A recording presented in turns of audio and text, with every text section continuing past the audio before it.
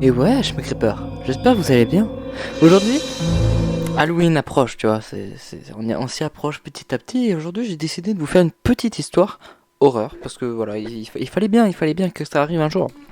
Et donc, c'est sûr, souvent, ça sera des histoires d'horreur qui apparaîtront sur ma chaîne, qui seront, qui parleront de tueurs en série, qui ont été très connus. Aujourd'hui, on va en parler d'un spécialement que vous connaissez sûrement grâce à Netflix, grâce au documentaire qu'il y a eu sur lui, grâce à son histoire connue. Je vais vous expliquer, je vais vous parler, je vais vous raconter l'histoire de Jeffrey Dahmer. Jeffrey Dahmer, le tueur cannibale homosexuel ayant tué 17 hommes entre 1980 et 1990. C'est une large époque qui est plus précisément entre 1978 et 1991. C'est un des tueurs les plus connus du monde, qui a choqué le monde par ses crimes et sa façon d'être.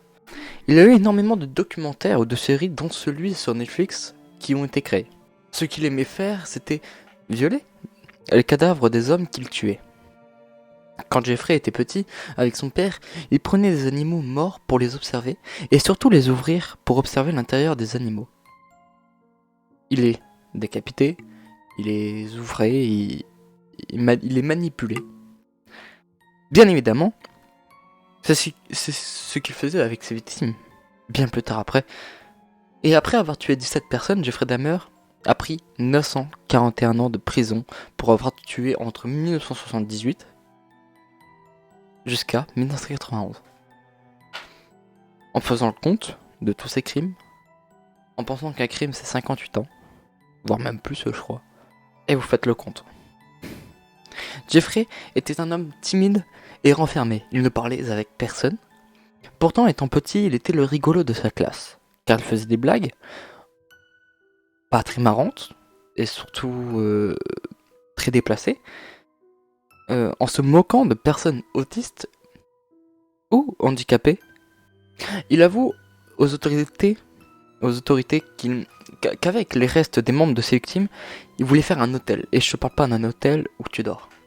Un hôtel pour prier, pour faire des sacrifices. À qui, je ne sais pas. Il avait déjà tout prévu. La disposition, comment ça se passerait et où ça se situerait dans son appartement.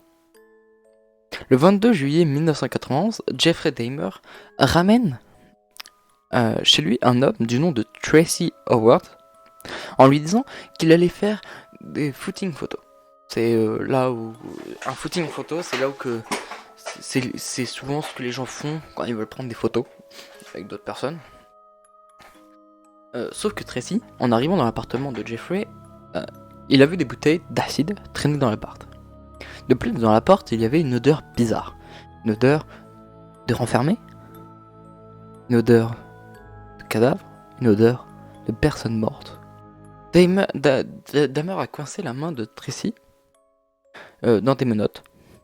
Et il sait ce qui va se passer un truc normal. Tracy sait qu'il va se passer un truc pas normal.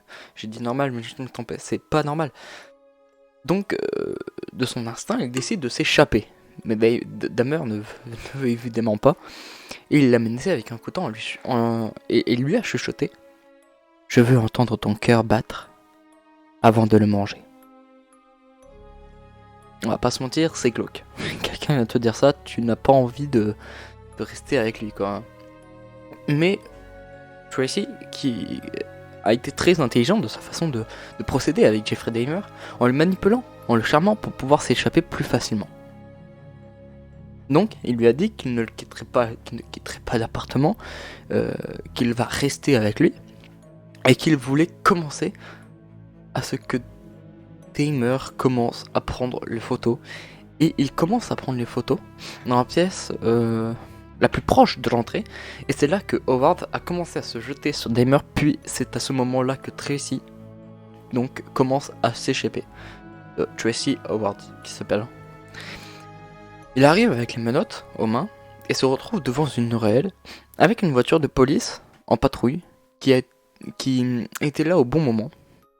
Puis il a emmené les policiers à à l'appartement de Dahmer, oui. Et en entrant, ils ont trouvé plein de photos hyper glauques de mutilations, de trucs bizarres, d'hommes nus, démembrés, etc. Dans un tiroir, et c'est à ce moment-là qu'ils ont arrêté Jeffrey Dahmer. Dans la même pièce où ils ont trouvé les photos, donc dans la table de nuit, dans la table de chevet de Dahmer, dans la même pièce, donc la chambre, il y avait un bidon rempli d'acide. Et quand ils ont ouvert, ils ont trouvé des bustes humains à l'intérieur. Dans l'un de ces meurtres, Jeffrey a essayé de faire une expérience sur l'une de ses victimes en essayant de le zombifier, en lui injectant de l'acide dans le cerveau, mais ça n'a pas fonctionné, il est simplement mort. Puis Jeffrey l'a démembré. Mais le plus triste, c'est que le gars aurait pu s'en sortir, mais que la police ne l'a pas cru. Je vais vous expliquer. Ce qui s'est passé, c'est qu'il y avait réussi à s'échapper. Mais vu qu'il était drogué, c'était compliqué, donc il n'arrivait pas trop à s'échapper correctement. Il a réussi à partir, mais il pouvait pas courir, il était drogué, quoi. Donc, il arrive à s'échapper, puis il s'est fait retrouver par trois femmes qui étaient dans le couloir, je crois. Et du coup, la police était intervenue, mais elle n'a pas cru. Mais ne l'a pas cru. Et donc, on était voir du coup Dahmer pour lui demander ce qui s'était passé. Et Dahmer leur a dit clairement que c'était son homme, son mari, entre guillemets, enfin son copain, voilà. Et qu'il était un peu bourré. Et en étant bourré, qu'il s'est énervé. Et donc les policiers ont ramené le garçon dans l'appartement de Dahmer. C'est ce qui aurait pu lui sauver la vie, mais les policiers ont préféré plutôt écouter Dahmer que les trois jeunes femmes, plus la personne qui était... Enfin, plus la victime, quoi. Et sur le tout premier meurtre... Enfin, le tout premier meurtre qui a failli, du coup, être son premier meurtre, c'était pas vraiment son premier meurtre, ça a failli être son premier meurtre, était celui d'un jogger. En étant plus jeune, vers 16 ans, Dahmer était en kiff sur une personne qui faisait du jogging, donc un jogger, et il décide de fabriquer un plan pour pouvoir le violer. Et son plan, c'était de se cacher dans un buisson avec une batte de baseball, en attendant que le gars arrive, faire son jogging comme tous les jours, pour l'assommer, et pour l'emmener dans une forêt, et du coup, le violer.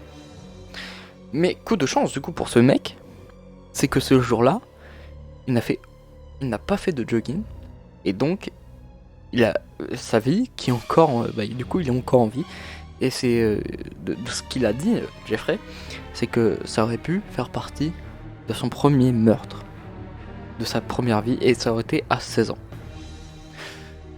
Donc voilà, j'espère que cette petite vidéo de 8 minutes sur l'autobiographie de Jeffrey Dahmer vous aura plu. Si vous voulez d'autres tueurs en série, faites-le moi savoir dans les commentaires et dites-moi aussi lesquels, bien évidemment. Donc, c'était StarCraft, à bientôt pour une nouvelle vidéo. Ciao.